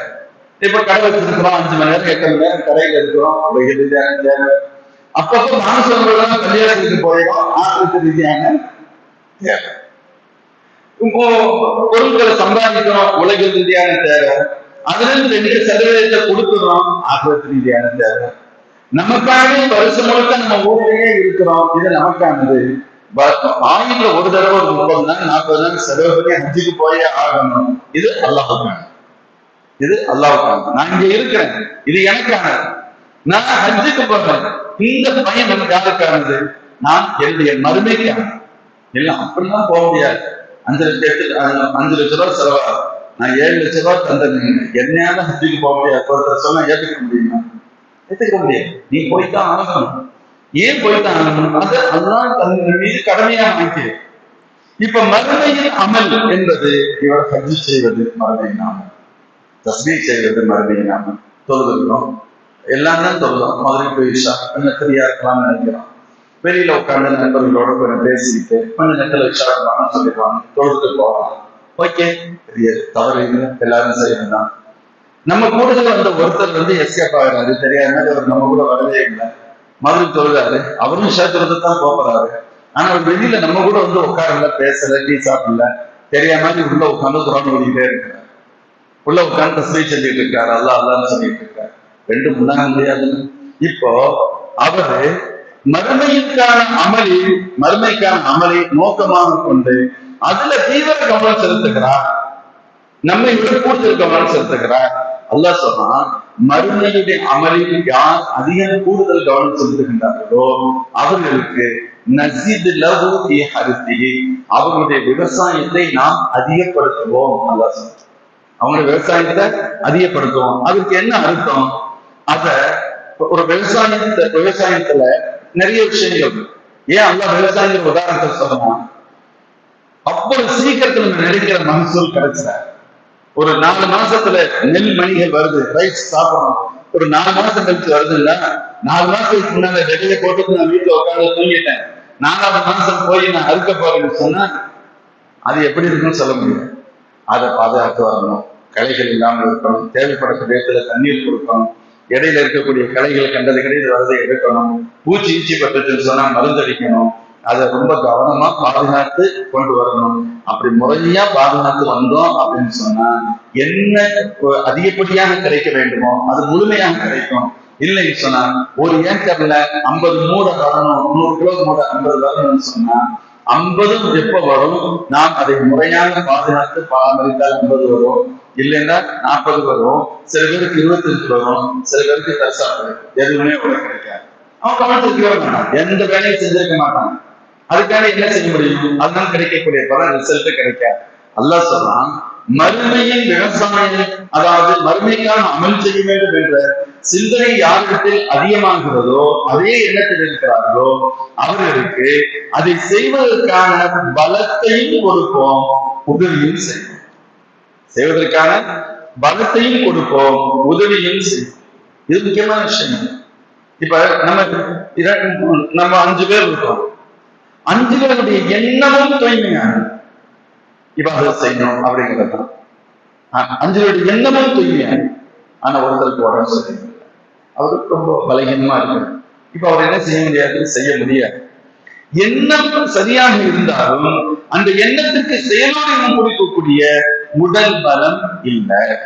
இப்ப அவர் என்ன செஞ்சாரு? பலகீனமாக கொஞ்ச நேரம் உட்காந்து அப்படியே படுத்துவாங்க, வேற வழி இல்லை, அப்படித்தானே இருக்க முடியும். நீ ஒருத்தர் நின்று சொல்வார், ஒருத்தர் உட்கார்ந்து சொல்வார், ஒருத்தரால அதுவும் முடியாது. நான் சில உதாரணங்கள் சொல்றது நான் புரிவதற்காக சொல்கிறேன், இதுதான் என்பது பொருள் அல்ல. இப்போ அல்லாஹ் சொல்றான், நீங்க மறுமையின் விவசாயத்தை மறுமையுடைய நன்மையே உங்களுக்கு அக்கறை இருக்குமானால் அதை செய்வதற்கு உண்டான பலத்தை நான் தருவேன். அந்த பலமும் உங்களுக்கு கிடைக்கும். அதை செய்வதற்கு என்ன உதவிகள் தேவையோ அவைகளையும் நான் உங்களுக்கு அதிகம் கொடுப்பேன். இது ஒரு பொருள். இன்னொரு பொருள் சொன்னாங்க, அவருடைய விவசாயத்தை அதிகப்படுத்துவோம். அதிகப்படுத்துவதற்கு என்ன பொருள்? அவருக்கு ஆட்களை கொடுப்போம், நல்லது செய்வதற்கு உதவியும் செய்வோம். இன்னொரு பொருள் என்ன அப்படின்னு கேட்டா, அவர் செய்கின்ற சின்ன காரியத்திற்கு நிறைய நன்மைகளை அவருக்கு கொடுப்போம். நஜீதுல அவர் ஒண்ணு செய்வாரு, நம்ம 1க்கு 10 கொடுப்போம், 1க்கு 100 கொடுப்போம், 1க்கு 700 வரைக்கும் கொடுப்போம், கணக்கு இல்லாமல் கொடுப்போம். சிலதான் சொல்லுவாங்க சில சமயங்களில் ஒரு திருகம் 1 லட்சத்தை விட முந்தி விடுகிறதுன்னு சொல்லுவாங்க. ஒருத்தர் 1 லட்ச ரூபாய் கொடுத்திருக்கிறார், இன்னொருத்தர் 1 ரூபாய் கொடுத்திருக்கிறார். சில சமயங்களில் 1 லட்சம் கொடுத்தவரின் நன்மை விட 1 ரூபாய் கொடுத்தவரின் நன்மை அதிகமாகும். அதான் அதுக்கு அர்த்தம். என்ன அர்த்தம்? அவங்களுடைய எண்ணம், நோக்கம், சிந்தனை, பல்வேறு விஷயங்கள் அதுல கவனம் கொள்ளப்படும். அப்ப அளவுகள் மட்டுமே முக்கியம் அல்ல. அல்லாஹை பொறுத்தவரை அல்லாஹ் தன் அடியார்களின் சின்ன சிறு அமல்களுக்கும் குறைந்த அமல்களுக்கும் கூட அல்லாஹ் நிறைய கூலிகளை தருகிறான். இந்த 1க்கு 10ஆக, 100ஆக, 700ஆக கொடுக்கப்படுகிறது. இதுதான் நஜீதுலஹு ஹரிசிஹி என்பதற்கு பொருள் என குறிப்பிடப்படுகிறது. மேலும் சொல்லுங்கள், ஒமன்கான யுரீது ஹரிசத் துன்யா. சரி, ஒருத்தருடைய சிந்தனை முழுக்க துன்யாவுடைய பலன் மட்டுமே நோக்கமாக இருந்தார். துன்யாவுடைய அவர் வேலை செய்யற 2ல ஒரு வேலை தானே செய்வோம். ஒண்ணு துன்யாவுக்கு இருக்கு, ஆக்கிறதுக்கு. முழு சிந்தனையும் துன்யா துன்யா துன்யா. ஆல்வேஸ் துன்யாவை சுற்றியே அவருடைய இயக்கம் அனைத்தும் நடைபெறுகிறது என்று சொன்னார். அல்லாஹ் சொன்னான், அப்படி ரொம்ப ஒரு ஹார்ட் ஒர்க் பண்றதுனால நிறையவா கொடுத்துருன்னு நினைக்காதீங்க. நுக்திஹி மின்ஹா, அதிலிருந்து கொஞ்சத்தை நான் நாடினால் கொடுப்பேன், கொஞ்சம் கிடைக்கும். சரி, மமாலஹு பில் ஆখিরাতি மின் நஸீப். ஆனா அதே சமயத்துல எது கிடைக்காது? மறுமையில நீ எதையும் எதிர்பார்க்க முடியாது. மறுமையில எதையும் எதிர்பார்க்க முடியாது. இந்த உலகத்தில் அவருடைய முயற்சிக்காக நாம் கொஞ்சத்தை கொடுக்கலாம், ஆனால் மறுமையில் எதுவும் இல்லை. அப்படின்னா என்ன அர்த்தம்? யாருடைய சிந்தனை ஆகிரத்தின் பக்கம் அறவே இல்லாமல் முழுக்க முழுக்க துன்யாவை கொண்டு மட்டுமே மையமாக இருக்கிறதோ இவர்களுக்கு அல்லாஹ் ஜல்ல ஷானுவத்தாலா ஆகிரத்தை இல்லாமல் ஆக்கி விடுறான். சில பேருக்கு அல்லாஹ்வுடைய நாட்டம் துன்யாவும் இல்லாமல் போய்விடும். சில பேருக்கு துன்யாவில் கொஞ்சம் நல்லா கொடுக்கலாம், சில பேருக்கு முட்டி முட்டி பார்த்தாலும் துன்யாவும் கிடைக்காது. அப்ப என்ன ஆகணும்? இவனுக்கு துன்யாவும் கிடைக்கல, ஆகிரத்தும் கிடைக்கல. அப்படிப்பட்ட நஷ்டவாதிகள் ஆகிடுவான். ஆனால் யாருக்கு ஆகிரத்துடைய சிந்தனை இருக்கிறதோ இவர்களுக்கு அல்லாஹ் ஜல்ல ஷானுவத்தாலா துன்யாவையும் தந்து விடுவான், ஆகிரத்தையும் உயர்வாக தருவான். புரியுதுல்ல? ஆகிரத்தை மையமாக கொண்டால் துன்யாவுக்கு கிடைக்காம போயிடாது, துன்யாவும் கிடைக்கும், ஆகிரத்து மிகச் சிறப்பாக கிடைக்கும். ஆனால் துன்யாவை மட்டுமே நோக்கமாக கொண்டால் துன்யாவையும் பெருசா கிடைக்க போறதில்லை, ஆகிரத்தோ சொல்ல வேண்டியதில்லை, அறவே இல்லாமல் போய்விடும். இப்படி சொல்வதற்கான காரணம் என்ன? ஒரு முஃமின் அவருடைய சிந்தனை முழுக்க மறுமையின் உயர்வு, மறுமையின் வெற்றி, இப்படிப்பட்ட சிந்தனைகள் தான் உள்ளத்தில் ஆழமாக இருக்க வேண்டும். அப்படி இருந்தால் அல்லாஹ் ஜல்ல ஷானுவத்தாலா அவர்களுக்கு அதற்கு பகரமாக மறுமையில் மிக மிக மேலான உயர்வான அந்தஸ்தை தருவான் என சொல்கிறார்.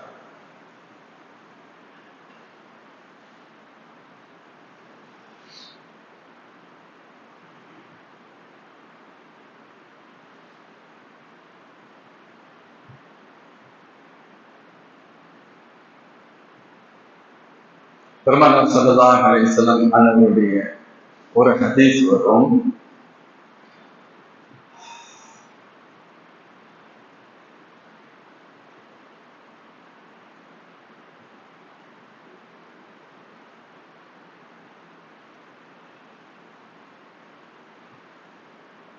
மன்கானத் நியத்துஹு அல் ஆகிரா, யாருடைய நிய்யத் ஆகிரத்தாக இருக்கிறது, நோக்கம் அவருடைய யாருடைய நிய்யத் இன்னவராமலுக்கு நிய்யத்து தான் முக்கியம். இப்போ உதாரணத்திற்கு நான் ஒருத்தருக்கு 1000 ரூபாய் கொடுக்குறேன். 1000 ரூபாய் கொடுக்கும்போது எனக்கு 2 நோக்கம் இருக்கும். ஒன்று, இந்த 1000க்கு அல்லாஹ் எனக்கு நாளை மறுமையில் நிறைய கொடுப்பான், 12 தருவான் அப்படின்னு.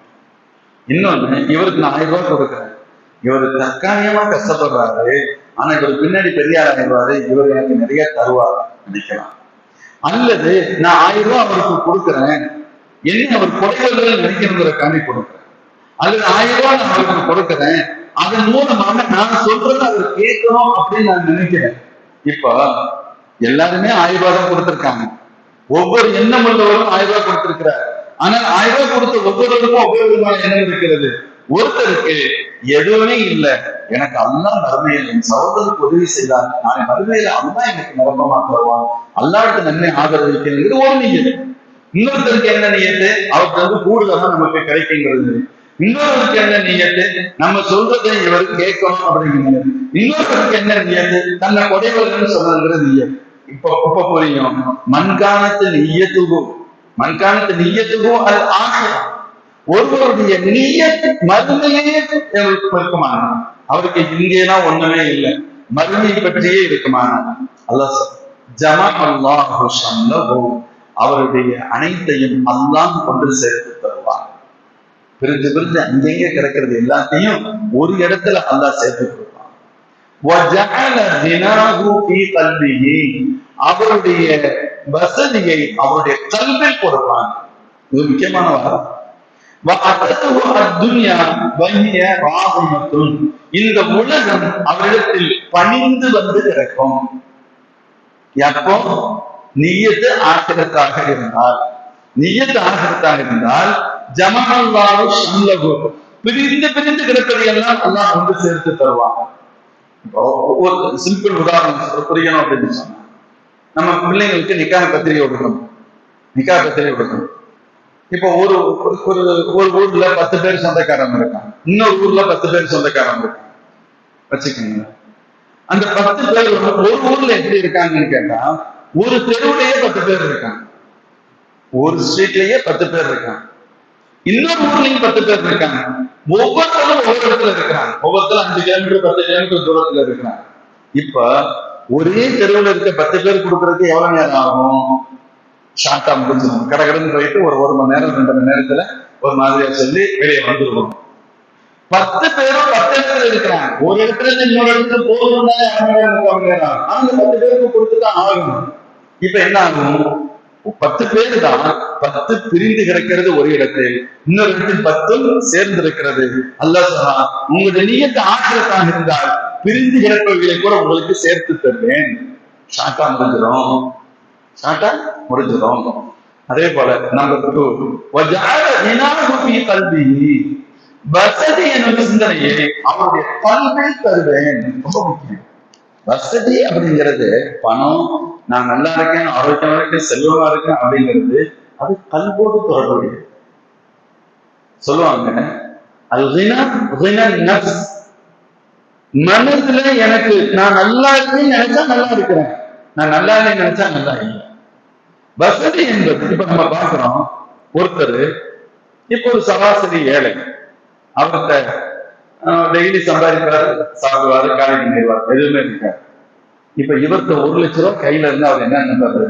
மாஷா அல்லாஹ் நம்மள ரொம்ப வசதியா வச்சிருக்கிறான் நினைக்க மாட்டேன். ஏன்னா டெய்லி 5 பைசா மிஞ்சாது, 1000 ரூபாய் சம்பாதிப்பாரு, 1000 ரூபாய் செலவு பண்ணிடுவார். இப்ப 1 லட்ச ரூபாய் கையில காசு இருக்கு. அவரை பொறுத்தவரை அவரு பணக்காரர்.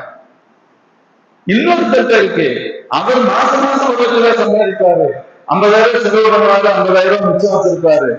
இப்ப இவருக்கு ஒரு வருஷத்துக்கு 6 லட்ச ரூபாய் மிச்சம் இருக்கும்.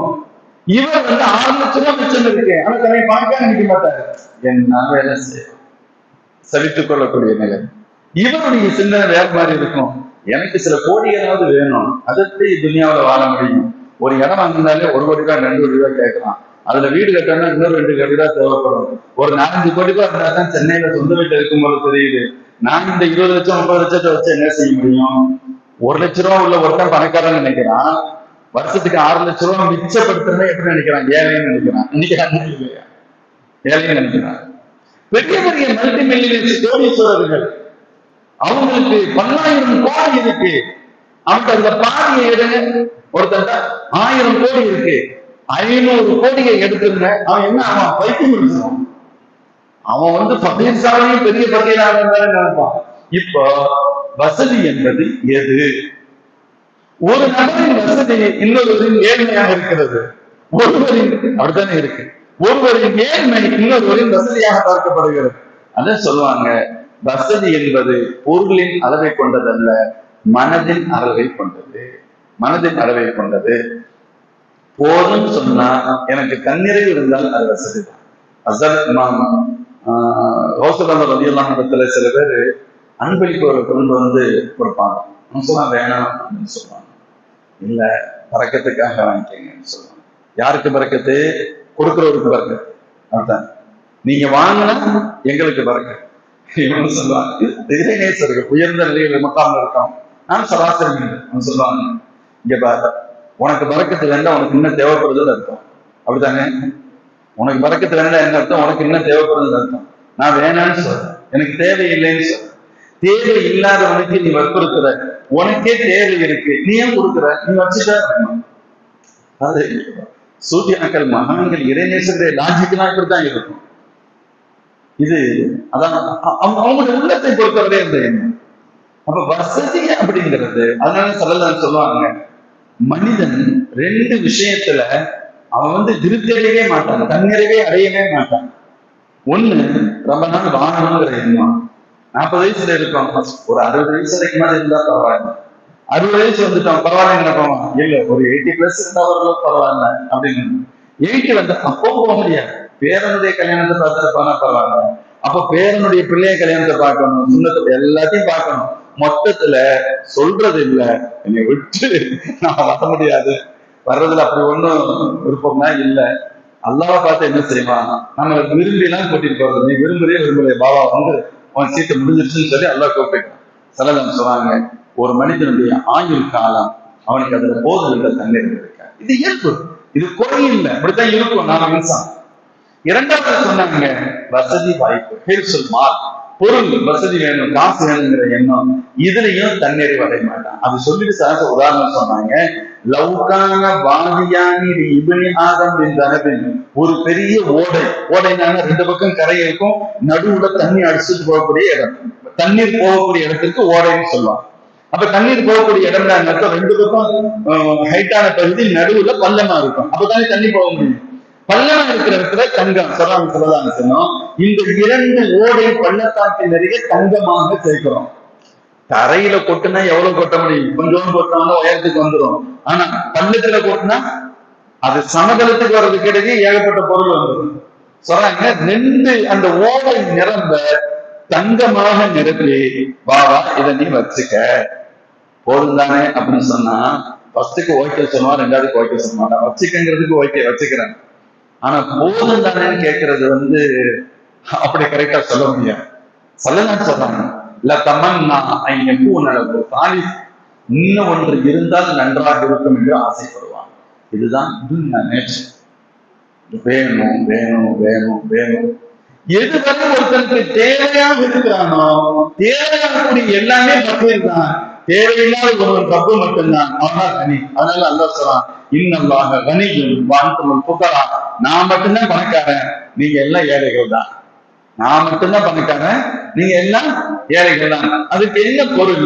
நீங்க எல்லோரும் தேவையுடையவர்கள், ஆனா சொன்ன நான் மட்டுமே தேவையற்றவன், தேவையற்றவன் மட்டும்தான் பணக்காரன். இதுக்கு ஒரு உயர்ந்த அர்த்தம் முடியாது.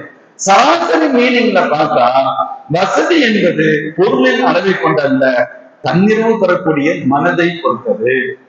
மனதை பொறுத்தது. உங்களுக்கு எப்பவுமே அது நஷ்ட அடக்க முடியும்னு சொன்னா வைத்தியமானதான் போக வேண்டியது. சில துன்யா துன்யா துன்யா, அவனுக்கு எந்த இடத்துலயும் கண்ட்ரோல் ஆக மாட்டான். அதற்காக அதாவது ஹராம கூட பேண மாட்டான். ஹராமாவது இந்த அலிசாக்கள் சொல்லிட்டு இருப்பாங்க, யாராவது ஒண்ணு சொல்லுவாங்க, அதையெல்லாம் பார்த்துட்டு இருக்க முடியுமா? அதெல்லாம் அட்ஜஸ்ட் பண்ணிக்கிற வேண்டியதுதான். வெளியில வாங்கினாலும் சொல்ல மாட்டாங்க, சிந்தனை அப்படித்தான் இருக்கும். என்ன காரணம்? துன்யாவின் மோகம் அதிகரிப்பது. சொல்லலாம் சொல்றாங்க, இதுல இருந்து யாருடைய நியத்து ஆகிரத்தாக இருக்குமோ அவங்களை இந்த நிலையிலிருந்து அல்லாஹ் பாதுகாத்துருவான். அவங்களை அல்லாஹ் பாதுகாத்துருவான். அவங்களுக்கு இந்த எண்ணத்தை கொடுக்க மாட்டான். அல்லாஹ் எனக்கு ரப்பு தந்திருக்கிறான், அல்ஹம்துலில்லாஹ், நான் நல்லா இருக்கேன், சந்தோஷமா இருக்கேன், நிறைவா இருக்கேன், எந்த குறையும் இல்லை. ஒரு நாளைக்கு 1000 ரூபாய் சம்பாதிக்கிறோம், 4 இட்லி சாப்பிடுறோம், 5 இட்லி சாப்பிடுறோம்.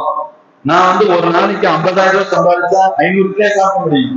இல்ல நான் 5 லட்சம் ரூபாய் சம்பாதிக்கிறேன், எனக்கு 500 இட்லி கொடு, உனக்கு குறையுமே தவிர கூட. வசதியானவங்க சாப்பிட முடியல. ஏன்னா நல்லா சாப்பிடுறான், 8 இட்லி சாப்பிடுறான், அவரு 6, இன்னொருத்தர் 5, இன்னொருத்தர் 3, இன்னொருத்தர் சுகர் பேஷண்ட். இல்ல நமக்கு 2க்கு மேல ஓடாது, இருக்கா இல்லை? அப்ப உங்களுக்கு என்ன குறையத்தான் செய்து அல்லாஹ் தேவைகளை குறைத்தாலும் கூட மனித எண்ணம் அந்த உள்ளம் திருப்தி அடைகிறது இல்லை. அதைத்தான் சொல்றாங்க, அல்லாஹ் யாருக்கு யாருடைய நியத் ஆகிரத்தாக இருக்கிறதோ பிரிந்து கிடப்பவைகளை சேர்த்து தருவான். உங்களுடைய உள்ளத்துல போதும் என்ற சிந்தனை. எனக்கு எல்லாம் கொடுத்துருக்கான், நான் குறையில்லை, நான் நல்லா இருக்கேன். இதை சில பேர் இன்னும் சில பேர் தப்பா புரிஞ்சுக்கிற கூடாது. அப்படின்னா உழைக்கவே கூட சில சோம்பேறிகள் இருப்பான், அவன் வேலை செய்ய மாட்டான். வேலை செய்யாம ஒரு 100 ரூபாய் சம்பாதிச்சுட்டு ஓபி அடிச்சுட்டு இருக்கிறது, இதுக்கு அந்த பொருள் அல்ல. நல்லா தெரிஞ்சு, இதுக்கு அந்த பொருள் அல்ல. ஒருத்தன் உழைக்கணும், கஷ்டப்படணும், அதையே சம்பாதிச்சு நான் என் குடும்பத்துல என் உறவுகள் ஏழைகளா இருக்காங்க, என் நட்போட்டார் ஏழைகளா இருக்கு, என்ற மார்க்கத்துக்கு செலவு பண்ணணும். நியத்தை தான் அல்லா பாக்குறான். எந்த நியத்துல நீ உழைக்கிற? நான் எல்லாத்தையும் சம்பாதிச்சு நான் மட்டுமே வச்சுக்க நினைக்கிறியா? உறவுகளுக்கு ஹெல்ப் பண்ண நினைக்கிறியா? சமுதாயத்துக்கு ஹெல்ப் பண்ண நினைக்கிறியா? தீனி இதாக்களுக்கு ஹெல்ப் பண்ண நினைக்கிறீங்களா? இப்ப அது துனியாவாக மாறாது, ஆக்கிரத்தா மாறுது. சோம்பேறித்தனமா இருக்கிறதுக்கு இந்த அர்த்தம் சொல்லல. ஆனால் எவ்வளவு உழைத்தாலும் அல்லாஹ் என்ன தர நேரம் அதுதான் கிடைக்கும். எவ்வளவு வேலை செஞ்சாலும் அவ்வளவுதான் கிடைக்கும். ஒரு கடை இருக்கு, 10 லட்சம் ரூபாய்க்கு சரக்கு போட முடியும், வேலைக்கு ஆள் போட முடியும், இதெல்லாம் நம்ம செய்யலாம். கஸ்டமரை கையை பிடிச்சு இருந்துட்டு வர முடியும். ஒரு கடையில நம்ம அவ்வளவு குவாலிட்டியான பொருள் வச்சிருப்போம், எல்லாம் பியூர் பொருள், எல்லாம் ஒரிஜினல் தான், ஃபர்ஸ்ட் குவாலிட்டி தான் இருக்கும், எல்லாமே நல்லா இருக்கும், எல்லாமே தரமா இருக்கும். சில சமயங்களை யாரும் வர மாட்டாங்க, பெருசா அது வராது. அப்ப ஒண்ணு வருவாங்க. சில பேர் பல பேர் வச்சிருப்பான், ஆனா எல்லாமே அட்டுதான், எல்லாம் செகண்ட் குவாலிட்டி, பெரிய தரம் சொல்றதுக்கு இல்லை. ஆனா அங்க பார்த்தா கூட்டம் அலமோதும். என்ன கருத்து? நீ கடை வைக்க முடியும், நீ முதலீடு பண்ண முடியும், நீ வேலைக்கு ஆள் போட முடியும், இதெல்லாம் நீ செய்யறது. ஆள் அனுப்புறது நான் செய்யறது. ஆள் நம்ம செய்யறதுதான் செய்ய முடியும். ஆளை யார் அனுப்புறது? அல்லாஹ் ரொம்ப அனுப்புறான். அப்போ சில சமயங்களில் சிலருக்கு அவங்களுடைய உழைப்பை விட கம்மியான வரவு கிடைக்கிறது, சில பேருக்கு கூடுதலாக கிடைக்கிறது. இது அல்லாஹ் கொடுக்கக்கூடிய. எப்படி இருந்தாலும் சரி, எனக்கு ரப்பு எனக்கு தேவையானதை தந்திருக்கான் என்ற சிந்தனை யாருடைய உள்ளத்தில் ஆகிரத்துடைய எண்ணம் இருக்கிறதோ அவர்களுக்கு வரும். 3வது சொல்லலாம்னு சொன்னாங்க, துன்யா ராதை வந்தன், துன்யா இவனிடத்தில் பணிந்த நிலையில் வரும் அப்படின்னு சொன்னாங்க. துன்யா இவனிடத்தில் பணிந்த நிலையில், இவன் துன்யாவை தேட வேண்டிய அவசியம் இல்லை, துன்யா இவனை தேடி வரும் அப்படிங்கிறான். ஏன்னு சொன்னா, இப்ப ஆகிரத்திலே சிந்தனையிலே இருக்கிறாங்க அப்படின்னு சொன்னா, அப்ப இவங்க உலகத்துல கஷ்டப்படுவாங்க, உலகமே அவங்களுக்கு கிடைக்காது அப்படி சொல்ல முடியுமான்னு கேட்டாங்க. இல்ல, துன்யா அவர்களுக்கு பணிந்த நிலையில் வரும்.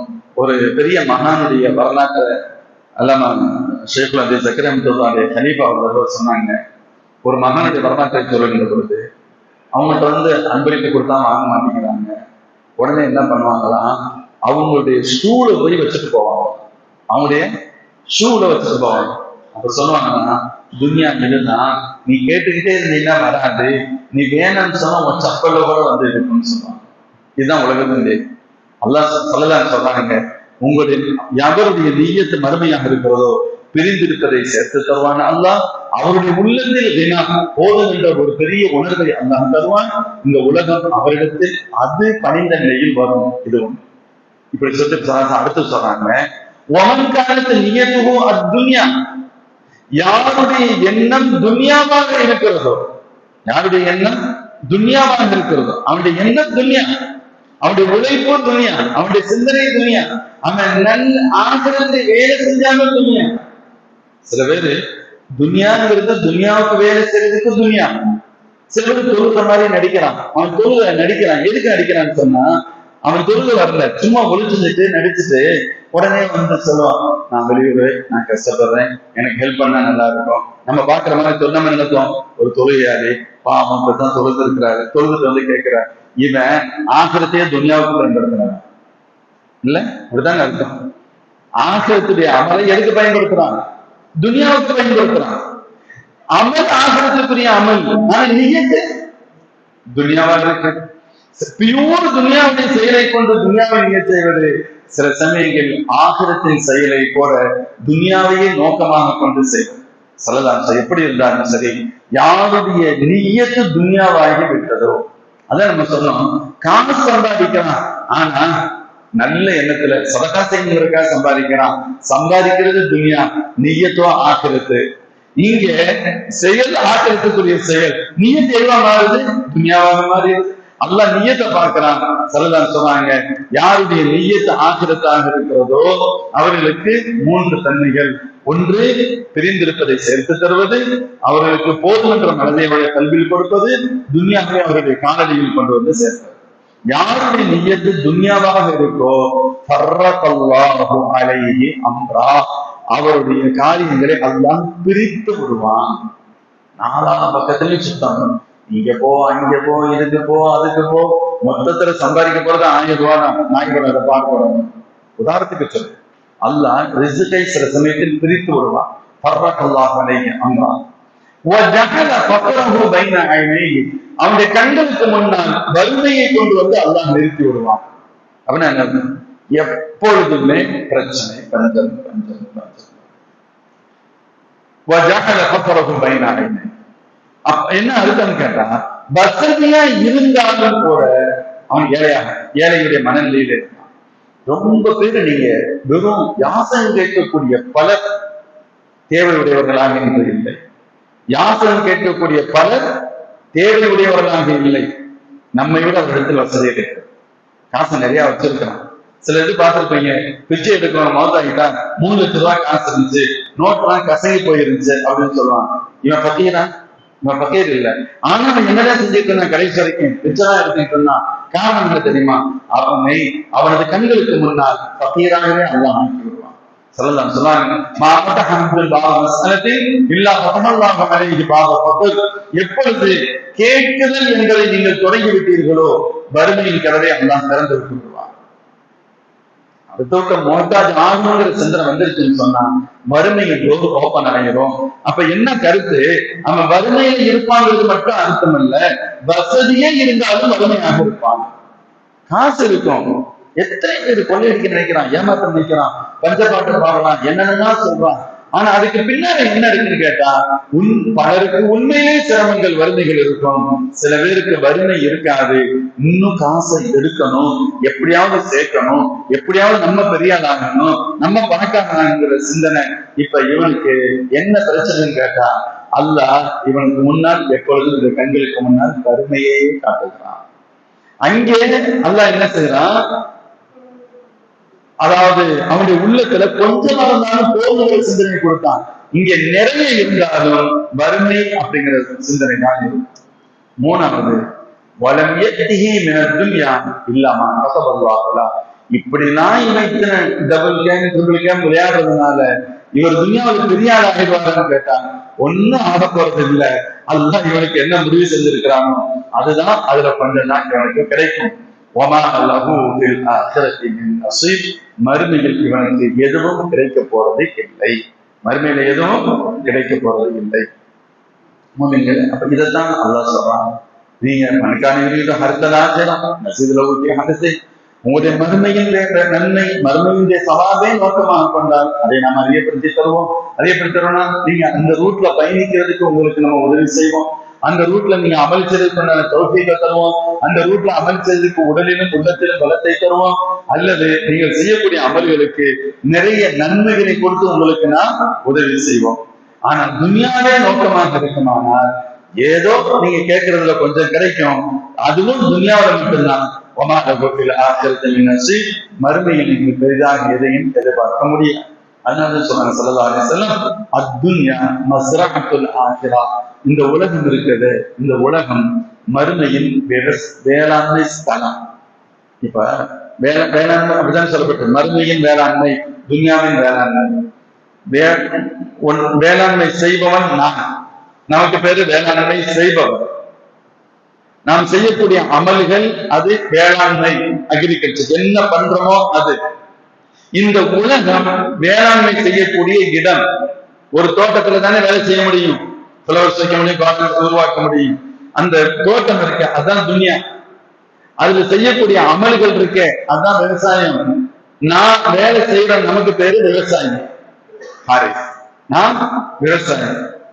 இப்ப மொத்தத்துல இந்த அல்லாஹ் இப்படி ஒரு உதாரணத்தை தந்துட்டு சொல்றாங்க, இந்த துனியா இருக்குல்ல, இதுதான் மஸ்ரஅத்துல் ஆகிரா, மறுமையில் விவசாய ஸ்தலம். நீங்க இங்க எவ்வளவு விவசாயம் பண்றீங்களோ, எவ்வளவு அதிகமா பண்றீங்களோ, அந்த அளவிற்கு நாளை மறுமையில் கிடைக்கும். இப்ப எனக்கு வயல் இருக்கு, 1 ஏக்கர் நிலம் இருக்கு, நல்ல தண்ணீர் இருக்கு. நான் வருஷத்துக்கு 3 தடவை நெல்மணிகளை போட்டு எடுத்து விட முடியும். 3 மாசத்துல விளையக்கூடிய நெல்லுகள்லாம் இருக்கு. ரைஸ்னா 3 மாசத்துல வர்றதுதான் இருக்கு, 4 மாசம் உள்ளது இருக்கு. 3 மாசத்துல வர்றதுன்னு சொன்னா ஃபர்ஸ்ட் ஒரு தடவை விவசாயம் பண்ணுவேன், அறுவடை செஞ்சிருவேன், அதற்கடுத்து அதை உலக கொள்ள மற்ற வேலைகள் செய்ய ஒரு 15 நாள் போவோம். திரும்ப நான் இன்னொரு தடவை விவசாயம் பண்ணிடுவேன், 3 மாசத்துல நான் அறுவடை பண்ணிடுவேன். அதற்கடுத்து இன்னொரு ஒரு 15-20 நாள் அந்த பூமியை கரெக்ட் பண்றதுக்கு. இப்படி 1 மாசம் கேப் விட்டா போற வருஷத்துல 3 தடவை விவசாயம் பண்ண. இப்ப நான் 3 தடவை விவசாயம் பண்ணி மாஷா அல்லாஹ் நல்ல சம்பாதிச்சேன். என்னுடைய சகோதரர் என்ன பண்ணாரு, அப்படிலாம் போய் ரொம்பலாம் கஷ்டப்பட தேவையில்லைங்க, வருஷத்துக்கு 1 தடவை விவசாயம் பண்ணணுமா போதும் அப்படின்னு ஒருத்தர் 1 தடவை மட்டும் விவசாயம் பண்றாரு. ஒருத்தர் என்ன செய்யறாரு, 2 டைம்ஸ் செய்யறாரு. ஏப்பா நாளை வீணாக்கணும், ஒரு 6 மாசத்துக்கு 1 தடவை தண்ணி வசதியா இருக்கு விவசாயம் பண்ணலாம், என்னன்னா 6 மாசத்துக்கு 1 தடவை பண்ணாரு. இப்போ எல்லாருக்கும் எல்லாம் ஒரே மாதிரியா தருவானா? யாரு 3 தடவை விவசாயம் பண்ணாலும் முழுசா அதுல உழைச்சாலும் அவனுக்கு கூடுதல் பலன் கிடைக்கும். யாரு 2 தடவை பண்ணாலும் இதை விட கொஞ்சம் கம்மியா இருக்கும். யாரு 1 தடவை பண்ணாலும் அதை விட அவனுக்கு கம்மியா இருக்கும். சிலர் சொல்றாங்க, நீங்கள் மறுமையின் வேளாண்மை ஸ்தலம் இந்த பூமி தான், இந்த உலகம் தான், எவ்வளவு முடியுமோ அவ்வளவு நல்ல அமல் செய்து கொள்ளுங்கள், மறுமையில் அதுதான் கிடைக்கும். ஆனா நம்ம என்ன செய்யறோம், இங்க செய்யறது இல்ல, எதிர்பார்ப்புகளோ கூடுதலாக இருக்கு.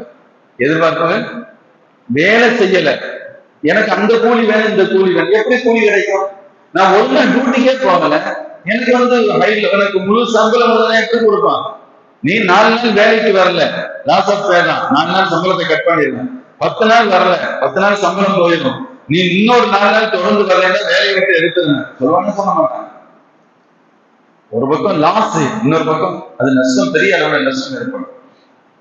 ஹதீஸ்ல பாக்குறோம், ஒரு தகவல், பல்கிற பகுதியில ஒரு பெரியவர், ஒரு பெரியவங்க, தன்னுடைய முக்கியமான பெரிய நபர் தன்னுடைய அடிமைகிட்ட சொன்னாரு, தம்பி நீங்க இந்த விவசாயம் இது, அதாவது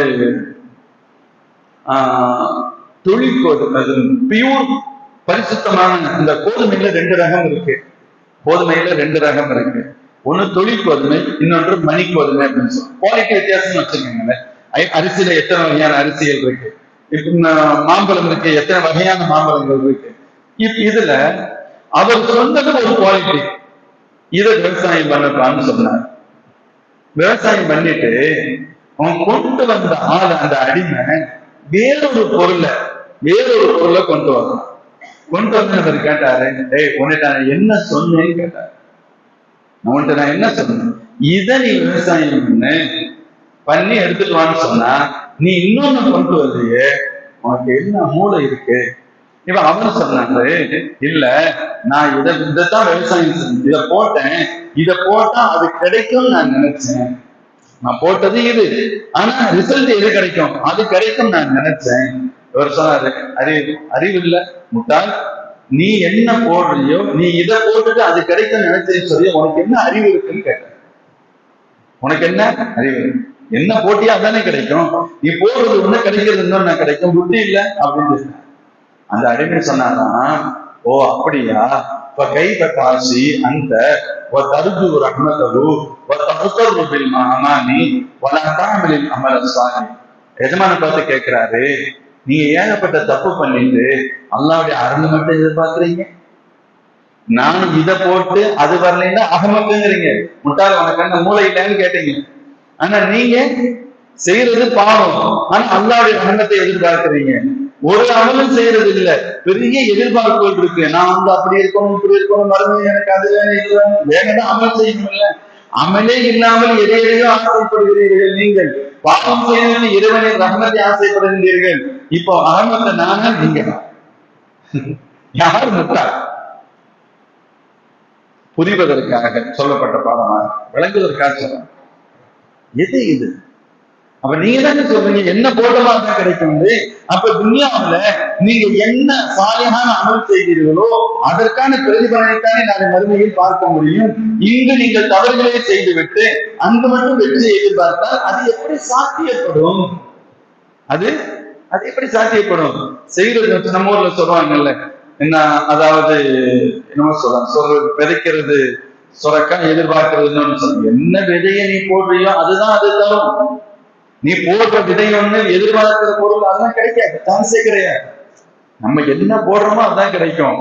அப்ப இந்த உலகத்துல நாளை மறுமைக்காக எவ்வளவு அமல் செய்தோமோ, சாலிஹான அமல்கள் இறைச்சத்தோடு செய்தோமோ அதற்கான பிரதிபலன் தான் நாளை மறுமையில் கிடைக்கும் என்பது புரிதலுக்கான உதாரணம். ஆனா அல்லாஹ் சொல்றது, மறுமையுடைய சிந்தனையிலேயே நீங்க அதை செஞ்சீங்கன்னு சொன்னா அதை உங்களுக்கு நான் ரொம்ப அதிகப்படுத்தி தருவேன். நீ சின்ன அமல் தான் செஞ்சிருப்ப, உனக்கு நான் பன்மடங்கு அதை பெரிதாக்கி தருவேன். சிலதான் சொல்லுவாங்க, சில சமயத்துல கோழி முட்டையின் அளவுள்ளான அமல் அல்லாஹ் வளர்த்து வளர்த்து வளர்த்து உஹது மலையை கொண்டு பிரமாண்டமிக்கதான் நினைக்கிறார். நம்ம அமல் எப்படிப்பட்டது? ஒரு கோழி முட்டை சைஸ். ஆனா அல்லாஹ் கொடுக்கக்கூடிய ரிசல்ட் பலன் எப்படி இருக்கும்? உஹது மலையுடைய அளவுக்கு இருக்குன்னு சொன்னாங்க. சொல்லலாம் நீங்க அமல் அல்லாஹ் சொல்றது ஆகத்துக்கு அமல் செய்யுங்க, ஆகத்துல நியத்தை வைங்க, உங்களுடைய அந்த அந்த ஆகரத்தை நோக்கி செயல்படுவதற்கு தௌஃபீக் செய்யுங்க. ஆகரத்தினுடைய விருப்பத்திற்கனே நீங்கள் செய்வதற்கு உடல் பலத்தை தருவேன், உலபலத்தை தருவேன், இந்த உலகத்தையும் தருவேன், நாளை மறுமையை உயர்த்த வெற்றியையும் தருவேன். ஆனா துனியா மட்டுமே நோக்கமாக இருந்தால் நீங்கள் நோக்கமாக கொண்ட துனியா கூட முழுசா கிடைக்காது, ஏதோ கிடைக்கும், மறுமை அறவே இல்லாமல் போய்விடும். மறுமையில் ஏமாளிகளாக மாறிவிட வேண்டாம் என்று அல்லாஹ் ஜல்ல ஷானு வ தஆலா முஃமின்களை இந்த வசனத்தின் வழியாக அல்லாஹ் நமக்கு அறிவுறுத்துகிறான். எல்லாம் அல்லாஹ் ஜல்ல ஷானு வ தஆலா மேலும் இந்த வசனத்தின் மூலம் எவைகளை நாம் விளக்கமாக புரிய வேண்டுமோ, விளங்க வேண்டுமோ அவைகளை புரியக்கூடிய விளங்கக்கூடிய நசீபை அல்லாஹ் நம் எல்லோருக்கும் வழங்குவான. மேலும் மறுமையை மையமாக கொண்டு நோக்கமாக கொண்டு இஹ்லாஸான அமல்கள் செய்யும் தௌஃபீகை எல்லோருக்கும் அல்லாஹ் வழங்குவான. வச்சுட்டு சகோதரிகள் மேல பெண்கள் தரப்பு இருக்காங்க, அஜித் போறவங்கள்ட்ட சாரா செஞ்சுக்கங்க, அவங்களுக்காக துவா செய்யுங்க. இன்ஷா அல்லாஹ் அவங்களும் நமக்காக துவா செய்வாங்க. பிஸ்மில்லாஹிர் ரஹ்மானிர் ரஹீம். அல்ஹம்துலில்லாஹி ரப்பில் ஆலமீன். வஸ்ஸலாத்து வஸ்ஸலாமு அலா ரசூலிக சய்யிதினா நபியினா மௌலானா முஹம்மதின் ஸல்லல்லாஹு அலைஹி வஸல்லம் ஹக்க கத்ரிஹி வ மிக்தாரிஹி ஸலாத்தன் தாயிமத்தன் பிதவாமி முல்கில்லாஹ்.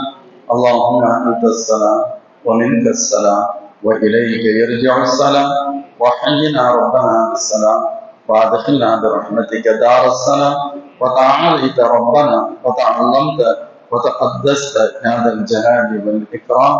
اللهم أرنا الحق حقا وارزقنا اتباعه وأرنا الباطل باطلا وارزقنا اجتنابه. يا الله எங்களுடைய பாவங்களை மன்னிப்பாயா, எங்களது பெற்றோருடைய பாவங்களை மன்னிப்பாயா, உற்றார் உறவினர்கள், உலகம் ஆண்கள் பெண்கள் சிறியோர் பெரியோர் எல்லோருடைய குற்றங்களை ரஹ்மான் அருள் கொண்டு மன்னிப்பாயா.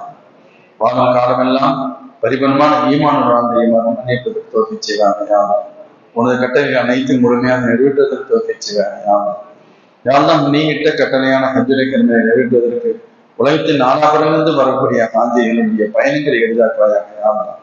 அவர்களுடைய ஹஜ் உம்ராவுடைய அமலை எளிதாக்குவாயாக. அல்லாஹ் இஹ்லாஸோடு முழுமையாக செய்யும் நசீபை தருவாயாக. அல்லாஹ் அனைத்தையும் மப்ரூர் ஒப்புக்கொள்ளப்பட்டதாக ஆக்குவாயாக. அல்லாஹ் அவர்கள் திரும்புகின்ற பொழுது பாவமில்லாத விஷயத்தில் பரிசுத்தமான குழந்தைகளை போன்று திரும்ப பாக்கியத்தை கொடுப்பாயாக. அல்லாஹ் எங்கெல்லாம் துஆக்கள் ஒப்புக்கொள்ளப்படுகின்ற இடங்களோ அங்கெல்லாம் அவர்கள் தங்களுக்காகவும் எங்களுக்காகவும் இந்த நாட்டுடைய நன்மைக்காகவும் ஒட்டுமொத்த இஸ்லாமிய உம்மத்தின் பாதுகாப்புக்காகவும் ரஸா மக்களுடைய பாதுகாப்புக்காகவும் துஆ செய்யக்கூடிய நினைவை அல்லாஹ் அவர்களுக்கு வழங்குவாயாக. எங்கள் எல்லோருக்கும் அந்த ஹஜ் உம்ராவுடைய நசீபை தருவாயாக. اللهم ربنا ظلمنا انفسنا وان لم تغفر لنا وترحمنا لنكونن من الخاسرين. وصل وسلم على رسولك سيدنا محمد صلى الله عليه وسلم وعلى اله وصحبه اجمعين. வல்ஹம்துலில்லாஹி ரப்பில் ஆலமீன். ஸல்லல்லாஹு அலைஹி வஸல்லம். ஸல்லல்லாஹு அலைஹி வஸல்லம். ஸல்லல்லாஹு அலைஹி வஸல்லம். صدق الله العظيم.